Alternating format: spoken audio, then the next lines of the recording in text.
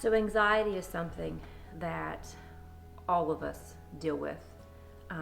Some of us to more degrees than others, but we all deal with it. And I'm reminded of the scripture that says, "Cast your cares upon the Lord, for He cares for you."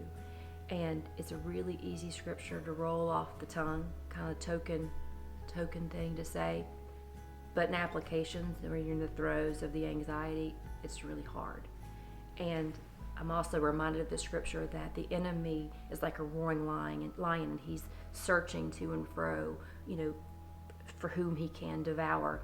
And that doesn't mean that he's like looking for the weakest Christians to pick off. That's not what that means. What that means is that every one of us have a weakness. We have a vulnerability. We have a crack in our armor. And he seeks to and fro trying to find that crack. Because how many of you know that the enemy knows your weaknesses and he plays on them? And your weaknesses are your greatest source of anxiety. One of my greatest sources of anxiety is, if I'm honest, the fear of being alone. In my marriage and in raising my kids, it's always in the forefront of my mind whenever I fall short. Gosh, I'm blowing it, and they're going to pay the price for me blowing it, and they're going to want to pull away from me because the enemy knows that fear, and he fans the flame of that fear that's in there. And in those moments, I have to cast that care upon the Lord because I know he cares for me. And I'll be honest with you, for me, I don't get an instant sense of peace. Maybe you do. I don't. It may come days or a week later.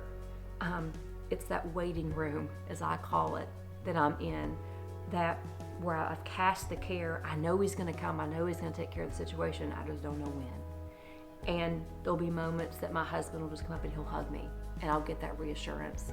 Okay, God, you care for me. You're gonna take care of the situation. Or one of my kids like, "Oh, Mommy, I love you. Mommy, can I go with you?" And okay, God, you've taken care of the situation. So I just urge you today,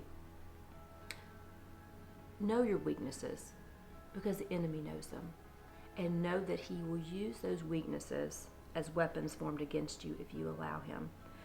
But it's also important you have to release them to God, because that anxiety will rise up, and if you don't release it and cast it onto God, it will smother you. Just cast it on him and let him deal with it in his time.